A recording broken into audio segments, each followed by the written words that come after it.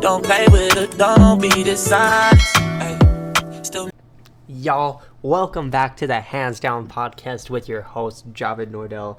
Guys, if you're new here, this is my channel where I talk about anything sports related, and by anything sports related, it usually is basketball, football, baseball related. But if there are crazy things out there going on in the sports world, or if you guys have any ideas that you want me to talk about, absolutely. So please let me know. Drop those in the comment. If you guys are new, leave a like and a follow. Road to 50 subscribers on YouTube and road to 100 subscribers on the TikTok. Appreciate you guys' love and support. Today, I know in a previous video, I kind of said I was going to separate each video if we was gonna, talk about basketball, talk about baseball. I'm gonna mix it up a little bit. The reason why is, y'all, there's so much we gotta talk about. The World Series is here, and we got a great matchup for the World Series. We got a matchup between the Los Angeles Dodgers, because they pay everybody and their mom, but nonetheless, we have a matchup between the Los Angeles Dodgers and the Toronto Blue Jays. As a baseball fan, I'm stoked. I'm beyond happy. This World Series is going to be so fun to watch. And we saw that yesterday. As I'm recording this video on the 25th, we saw the Blue Jays have an amazing performance against the Dodgers. Now, granted, Toronto does have home field advantage, and that is solely the reason why I think Toronto is going to win, because they have that home field advantage. The fact that you took game one, which that's, again, biasly, but if you can find it in a previous video, you can find it in my TikToks. I've been on the Blue Jays winning ever since they took down the Yankees. I thought the Blue Jays were the best team out here, and I think the Blue Jays are going to go the distance. And what an amazing game. Obviously, the Dodgers got out to the early lead like they always do, and we're like, man, yikes, are the Dodgers about to steamroll through the Blue Jays?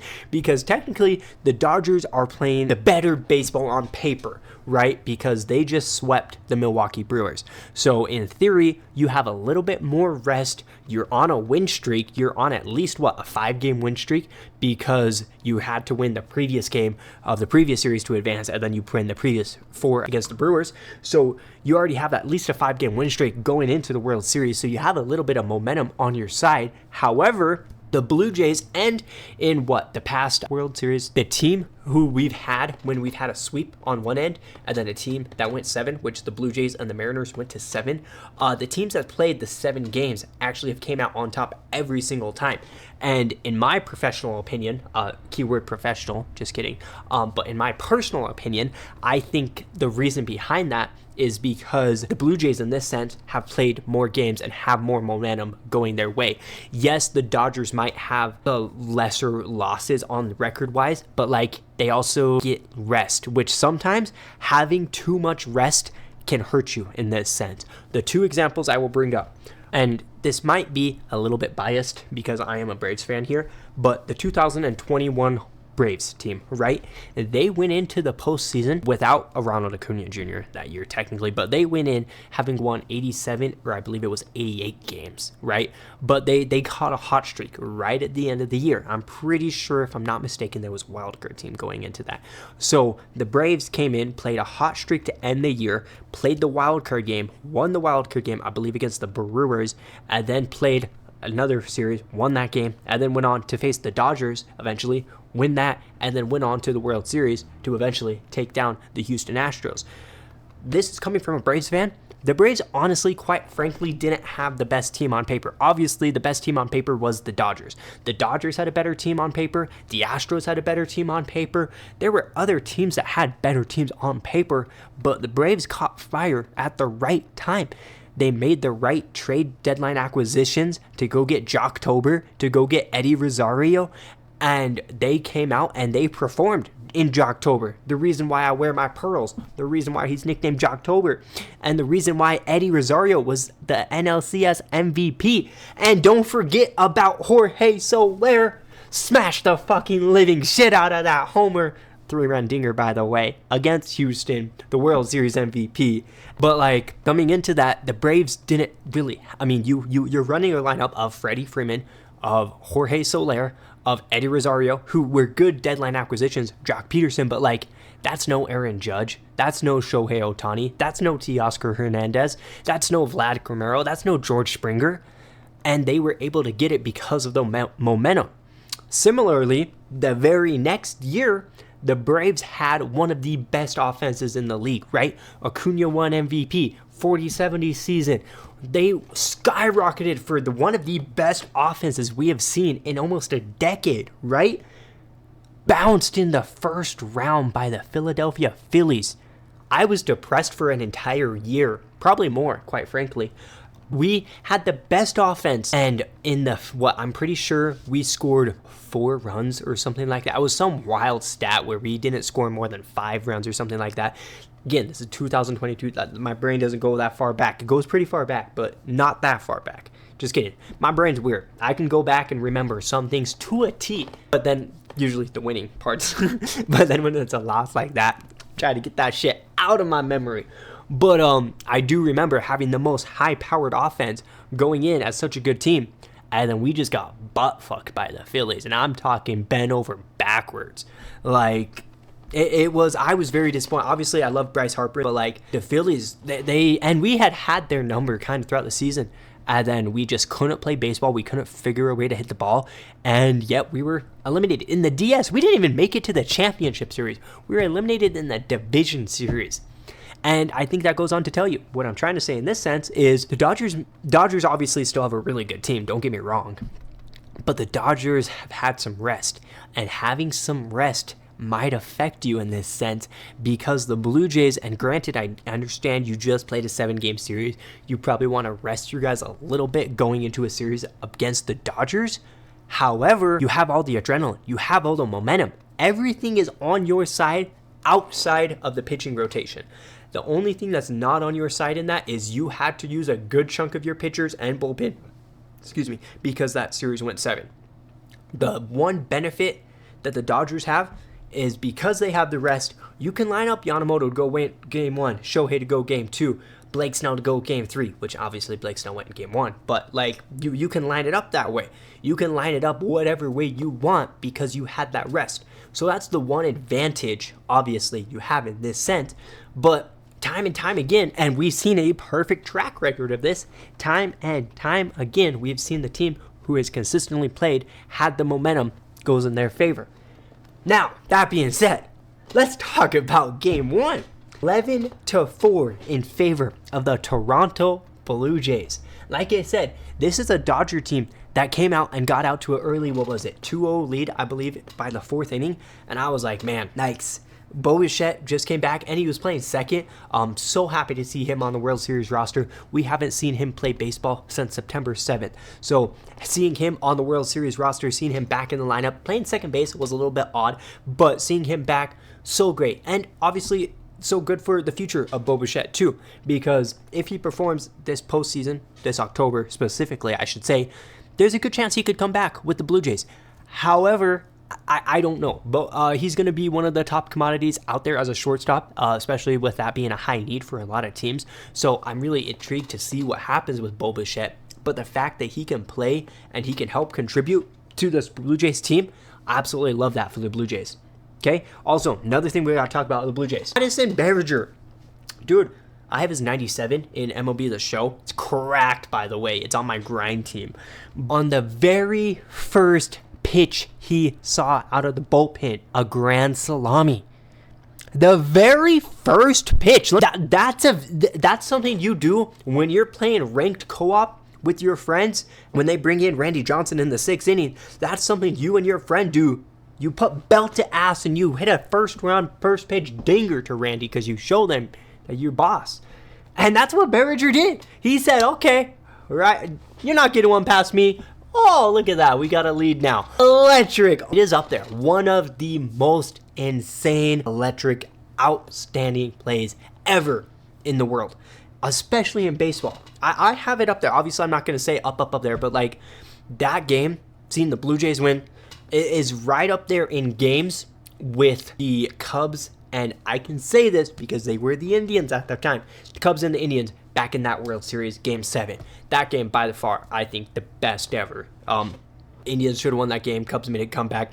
Game literally had everything. Had a rain out, had extra innings, you had dingers, you had a fight, I'm pretty sure. That game was electric. But this game was up there. I can't really say that for the Dodgers, obviously, but disrespectfully, fuck the Dodgers, so I don't really care. But for the Blue Jays in this sense, what an amazing game. What an momentum to have after facing, like I said, you have all that momentum, but after having just faced a very tough Seattle Mariners team and that took you 2-7, huge. And like I said, one reason why I have Toronto winning this series, Toronto has home field advantage.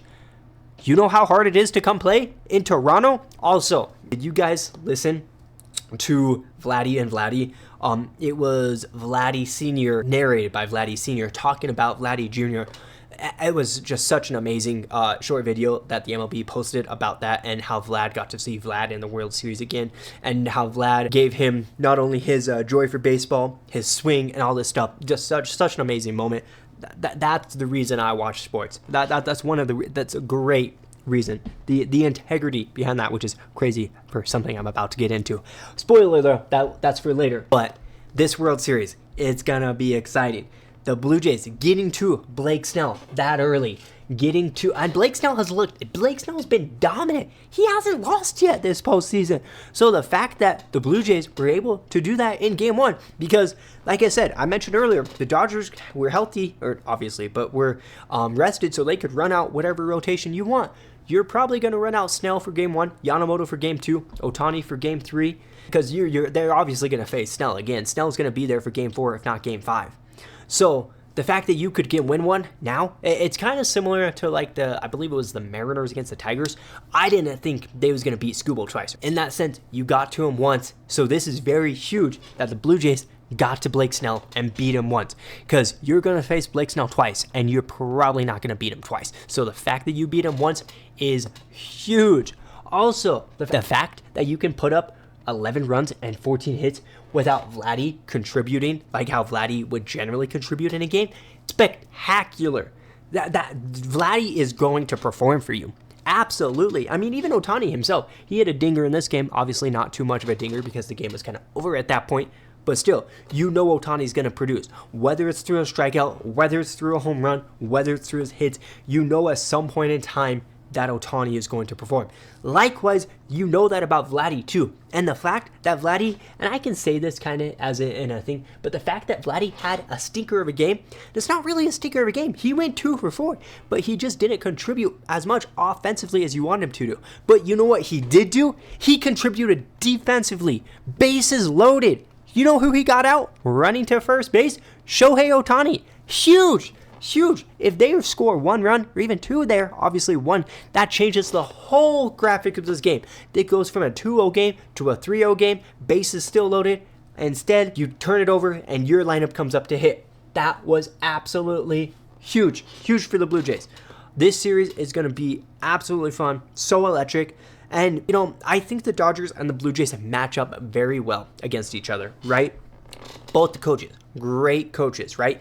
Mad Max Scherzer, dude, it's also crazy. Can we talk about Max Scherzer for a second? Max Scherzer, been to the World Series with the Tigers, right? Been to World Series with the Nationals and won the World Series with the Nationals. He's been to the World Series with the Rangers and won the World Series. He is on his 4th team. That's as many fingers as I have. 4th team in the World Series. And do you want to know something crazy? This is a guy who played on the Los Angeles Dodgers. Didn't make it to the World Series. Funny enough. But Mad Max Scherzer, the Nationals, the Tigers, don't forget about his days in the Diamondbacks, the Rangers, and now here with the Blue Jays. And then yet here he is in the World Series going up against his former team, the team that he could not accomplish it with, and you know that he wants to take them down. Oh my goodness. It's so great, but we see Mad Max Scherzer. We see Clayton Kershaw. Obviously, there's the Ohtani. There's the Betts in this situation. Firepower obviously is so much more in LA's favor, but like I said, when you have everybody and their mom on your roster, what do you expect? The Blue Jays have put together a really good team. Vladdi, $500 million. You still have George Springer. Like I said, We had Bo Bichette, who came back. Andres Jimenez has been amazing. Berger has been great. This team on paper probably matches up the best outside of the Padres against the Dodgers in a 7-game series. If on paper the best team that matches up with the Dodgers is obviously the Padres because of firepower with Fernando Tatis Jr., with Alexander Bogaerts, with Manny Machado, with Dylan Cease, with the pitching rotation, with Mason Miller. Like, if we're talking about firepower, the Padres had the most firepower to throw at the Dodgers. Well, fuck. The Blue Jays have a lot of firepower, and they threw 11 of them at the Dodgers. So I cannot wait for what the rest of this World Series has for us, guys. It's going to be great. Okay, that was the baseball subject of this. I tried to keep it lean. I tried to keep it sweet because, y'all, the NBA is back. Oh, okay. Sorry, I probably just broke your ears. My apologies. But, y'all, I'm so hyped. I cannot believe it. I've said this before in a TikTok video I've made, and I've probably said it before in other YouTube videos I've made. October and April are my 2 favorite times of the year. October because I got basketball. Basketball just started. The Jazz got a win on opening night. We probably should have got one if it wasn't for Domantas Sabonis getting a freaking putback and won. Just grabbed the freaking rebound. Sorry. But the Jazz came. They won on opening night against the plantless, treeless LA Clippers. So that was amazing to see them go up against a pretty healthy LA team, and they won pretty dominantly. And we also saw like a really bad performance from Ace Bailey. Ace Bailey played so well in the preseason and then had a freaking doo-doo in the opening game. And I was like, man, the fact that we handled the Clippers like that without Ace having to do, and I've said this, and I've talked to some people about this, I've talked to some friends about this, Ace Bailey is in such a good position. Him and Cooper Flag specifically, and also while we're out there, VJ Edgecombe. Those 3 specifically are in really good positions, right? I can't really say the same about Con Knoopel and maybe for Dylan Harper, because Dylan Harper, I guess a little bit because you do have De'Aaron Fox there, who's going to take some of that attention away, other than obviously Wemby. So I guess you could throw Dylan Harper in there a little bit, but specifically these 3 I would throw in there. Expectations are not through the roof. In Dallas, the expectations for Cooper Flag, because you already have an Anthony Davis, because you're going to be getting back a Kyrie Irving, and because you technically already have a championship roster built, we're not all putting it on Cooper Flag to lead this team. No, that's Anthony Davis's job for now, and then we're hoping that Cooper Flag can stay afloat his rookie year until Kyrie Irving gets back, and then that 3-headed monster is going to do whatever that 3-headed monster does, right? But not everything is going into Cooper Flag's ear like, hey, Cooper, we need you to carry this team. Hey, Cooper, we need you to go out and play 80 games. Hey, Cooper, we need you to go out and average 20. No. They're fine if Cooper goes out and averages 12 and gets you 6 boards a game and maybe 3 assists. That's an okay rookie year. If Anthony Davis can put up the numbers that he can at 25 and 12 a night, and if you can get Kyrie Irving coming back and putting up 27, 6 and 4, that's great because you don't need Cooper to put up 25 then. Cooper can do 12. And that's exactly how it is for both VJ Edgecombe, which amazing, spectacular. Talk about good performances to shit performances. VJ Edgecombe, which is the guy who was a lot of speculation because it was supposed to be 1-2 and then VJ, technically Ace was supposed to be 3 and then VJ was the one that falls, right? But with all the stipulations around Ace, they decided to take VJ Edgecombe. And I'll be honest, VJ, I watched a lot of his games at Baylor. I really liked the play style, but oh my goodness, I know it's just one game in the NBA, but I'm on board the VJ Edgecombe train. 30 or something like that. What an amazing performance.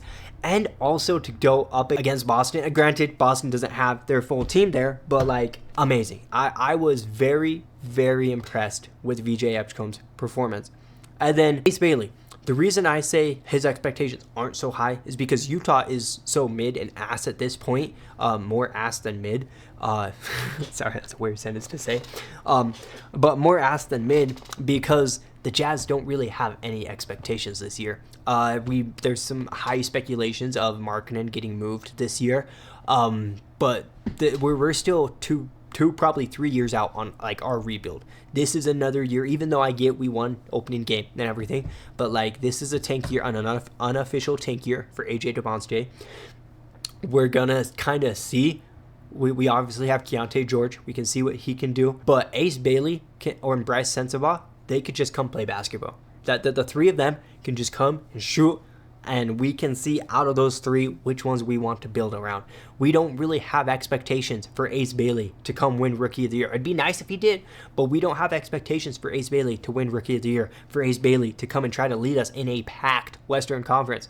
Nah, Ace, you're going to come and ball out in Utah, and then it's our job as Danny Ainge and Smith to get you to like Utah. So when you come to extension time, that you want to stay here and that we have a roster around you that is ready to compete for the now and for the future. That is what Utah's trying to establish right now. Also, while we're on the topic of Utah, Kevin Love is on a generational Instagram run right now. Generational, I tell you. Generational. If you don't know what I'm saying, just go look at Kevin Love's Instagram. That's all I got to say. Okay, now, the NBA is back amidst a gambling situation, y'all. A whole ass motherfucking gambling situation involving, so, all alleged. Let me put this out here. This is all alleged, innocent until proven guilty. But the feds, the Federal Bureau Investigation, the FBI, arrested Miami Heat guard Terry Rozier. They arrested Portland Trailblazers head coach. Let me say that one more time. Portland Trailblazers head coach and Hall of Famer Chauncey Billups. He has a gold jacket. He's in the Hall of Fame. And technically an assistant for like an unofficial team in Damon Jones. Damon Jones used to play with LeBron back on the Cavs. And then he was part of Darvin Ham's unofficial staff, technically. He was unofficially on the Lakers staff that year, right? The three of them, Terry Rozier has been arrested, and there's some allegations against Terry Rozier for betting on games. Technically not him betting on games, but his friends betting on games, specifically his under. There was, for instance, what the FBI came out and released is there was a game back when Terry Rozier, a member of the now Miami Heat, but back then he was a member of the Charlotte Hornets, had told some of his friends that he was going to exit the game early with an apparent injury. Was he injured? Absolutely not. But he was going to end the game early. So he told his friends, cash out on my under. Hit that under. So you know what his friends did? They went and they put $200,000 alleged dollars worth of sports bets on Terry Rozier's under. Terry Rozier starts the game. He gets a couple shots out. 9 minutes into the game, I think he's got 5 points, 4 points, something like that. A couple boards, man, maybe an assist. And then he comes out with an apparent foot injury. He wasn't listed on the injury report. He wasn't listed anywhere throughout the week. But yet he pulls himself out of the game after 9 minutes. And coincidentally, guess what? Everyone who went crazy and cashed out on the Terry Rozier under came out with tens of thousands of dollars. And you want to know what those motherfuckers did? Okay, I think I'm stupid in time. I've done some pretty stupid shit in my life. Not ever have I ever went back and counted the money. His friends, apparently, allegedly, Terry Rozier provided the car for them to go collect the money, right? That's all alleged. Again, want to know what they did after they collected the money? The motherfuckers went to Terry Rozier's home, allegedly, and counted their earnings, allegedly. That is case number one, all right? Here's case number two. Damon Jones, who, like I said, he was a former player and then former assistant coach, technically unofficial coach, he sold some inside information that on a game against the Milwaukee Bucks, I believe it was the game after LeBron broke the record for most points scored in NBA history, that he was not going to play in the game against the Bucks. He was listed as like a game time decision or something like that, but he had some inside information that James was not going to play. He told his friends, go cash out on the Bucks money line or something like that. Go cash on the Bucks winning this game. LeBron's not going to be playing. Go cash on the under. And guess what? LeBron doesn't end up playing the game. The Bucks end up winning. There you have it. So there's technically two cases in this federal indictment. Terry Rozier is involved in the sports prop gambling one, and then Damon Jones is involved in both of them. He's involved in the sports one problem because he's selling that inside information, right? Well, you want to know what else he's involved in? Him and Chauncey Billups a Hall of Fame coach, mind you, just got an extension this last year. Hell, 3 days ago, motherfucker was coaching on the sideline against Anthony Edwards and the Minnesota Timberwolves. And it was also funny, the way he said, is he, in a press conference later that night, he said, however the chips may land, so be it.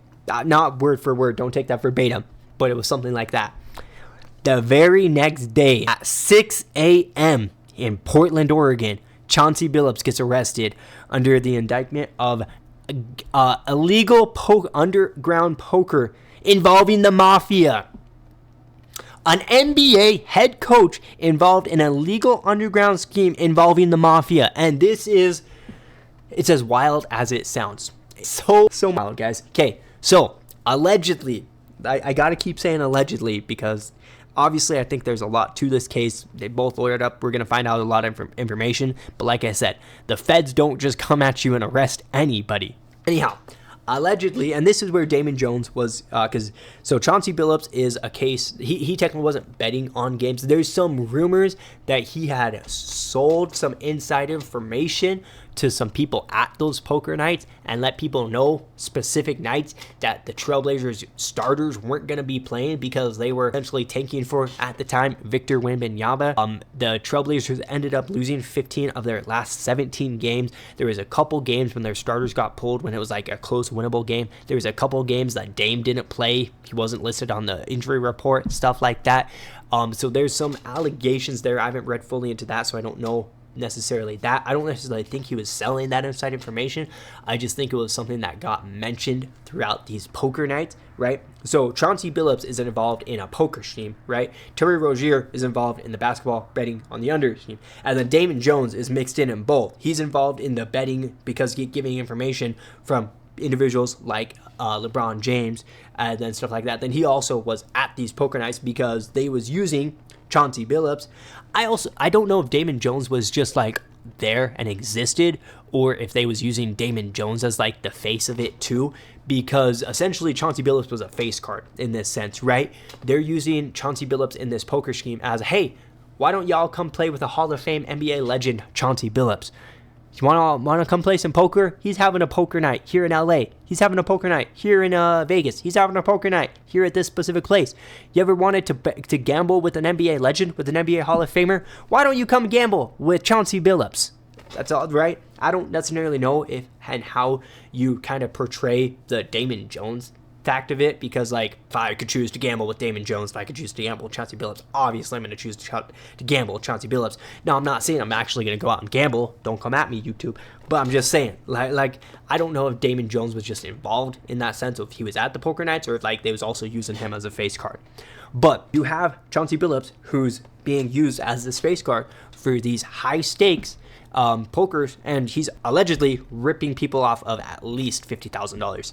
Hall of Fame player, by the way, coach of the Portland Trailblazers, who's make multi-millions of dollars, by the way, and he's over here ripping people off of $50,000, gamblers off of this, because he needs an extra 50 grand. Like, I posted this on my Instagram story. Are we screwed in this world if we have, and there's more of it, there's gotta be more of it, if we have multi-million dollars people betting on, because the 70,000 million, 146 $362 million they have isn't enough. Obviously, that's an exaggerated number, but like, if I had $1 million, I'd be set for the rest of my life, bro. Except for taxes. If I had $2 million, I'd be set for the rest of my life, bro. But like, I don't understand why you would let your life, your career go away for money and for mafia. It makes no sense to me. And Chauncey Billups, an active NBA head coach, he's already in the Hall of Fame. He has the gold jacket. And here's what he was doing, okay? So, high-stake poker nights, right? At least a $50,000 buy-in, right? We're talking fucking... They had an X-rayed poker table that you could see through. They had an off-site somewhere, see through. So once you lay your cards down on the poker, guess what? There's somebody who can see. Oh, guess what? He's got black. He's got this. He's got that. They know your hand before you know your hand. Kind of type shit. Doesn't stop there. I can do you one better. The mafia's involved. And if, guess what? Because the mafia's involved, the card dealer is rigged. So not only is that rigged, you have it, similarly enough, going back to the off-site. After it's dealt in there, and then it gets dealt to the hands, you have someone in the offsite communicating with I don't know if that was through an earpiece, but there was some sort of communication, right? That, okay, this person has this hand, or whatever person has this best hand, right? And then, doesn't stop there. I can do you even one more better. Y'all ready for this one? They had contact lenses that you could see through the cards to know. What? So you're telling me x-ray tables, you're telling me a fucked up deck shuffler scheduler because of the Mafia, and contact lenses? Dog. And what's also like so crazy about this is this has technically been a 2-year investigation. And shout out the FBI. As much as a sports fan I am, shout out the FBI for doing it the day after opening night. Chauncey Billups literally coached against the Minnesota Timberwolves. He coached the Portland Trailblazers. The very next morning, gets arrested by the feds at 6 a.m., as did Terry Rozier and Damon Jones. But like, the FBI was this was a real fuck you statement. We're the ones here in charge, and we're the ones who gonna settle this type shit, because they came in, they wanted to make a statement, right? The NBA is getting back, what the media should be about, the NBA coming back. We had the great game between the Thunder and the Rockets. Thunder's ring night, obviously, right? Chet getting his ring, also flexing it in front of all those people who never got a ring. But hey, Chet's got a ring. What can you say about it, right? Shea with an amazing performance. And then also, the Thunder's played in 2 double OT games in the 2 games they've played. Just saying, they got to be exhausted. But Shea performing the way he's done, right?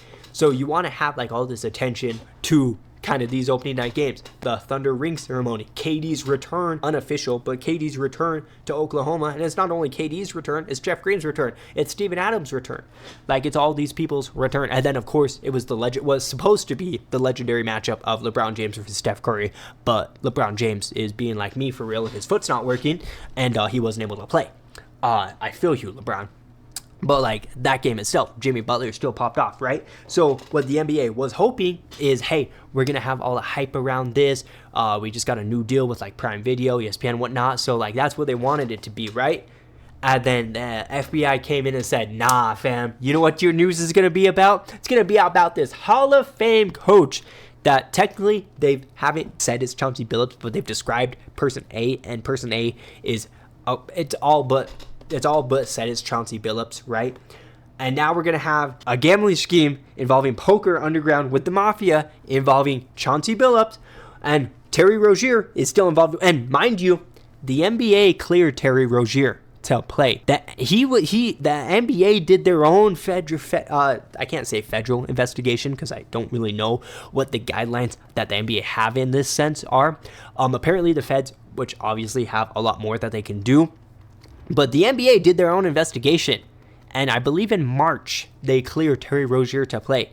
Similarly to Malik Beasley. Malik Beasley cost him north of $40 million this year. However, there was 31 people arrested. Malik Beasley was not one of the 31 arrested. So, if the NBA technically cleared Terry Rozier, and then the FBI said, hold up, just kidding, not so fast, Malik Beasley is under federal investigation by the FBI right now, but the fact that he hasn't been indicted right now, hasn't been arrested, and that he's also just been posting that he's like, has nothing to worry about.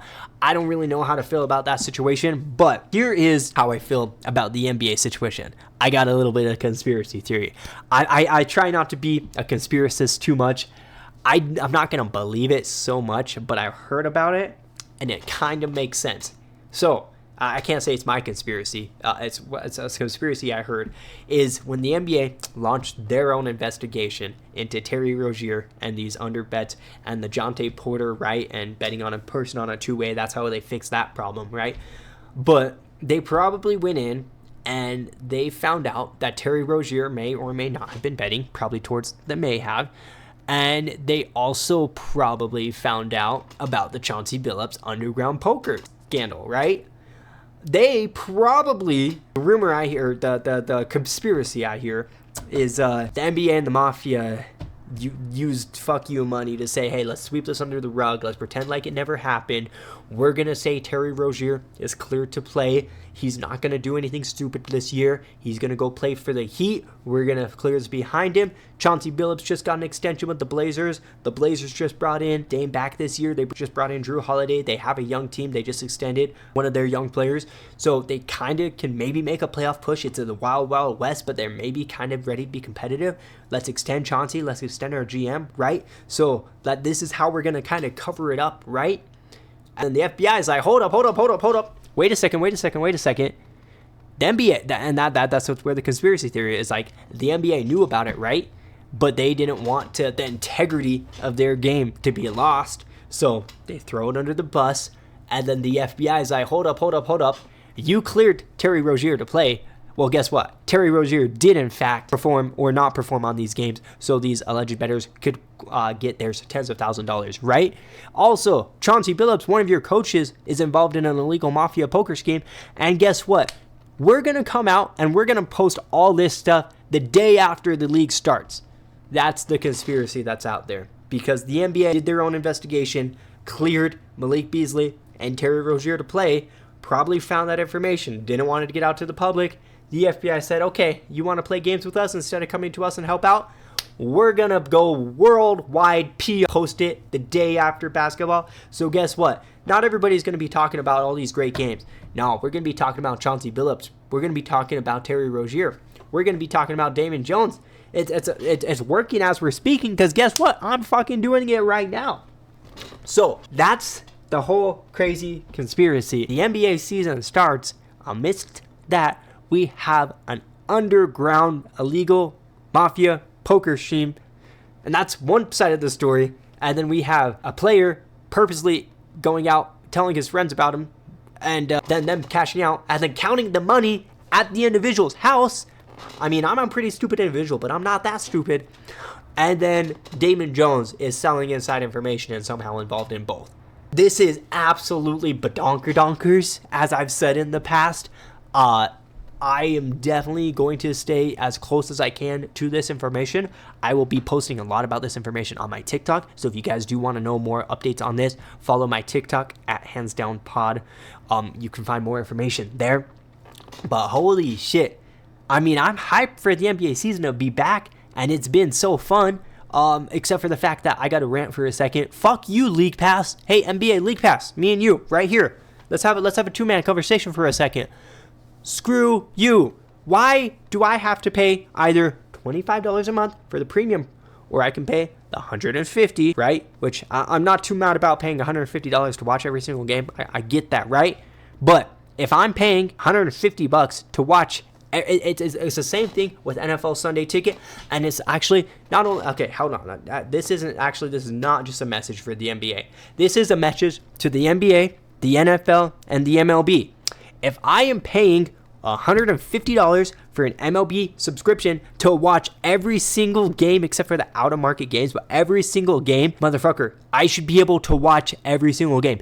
If I spend $500 of my hard-earned money on NFL Sunday Ticket and I can't watch the games on CBS or Fox because those are the nationally televised games, even though I spent the $500 on NFL Sunday Ticket, which allows you to watch every single, and then similarly with basketball.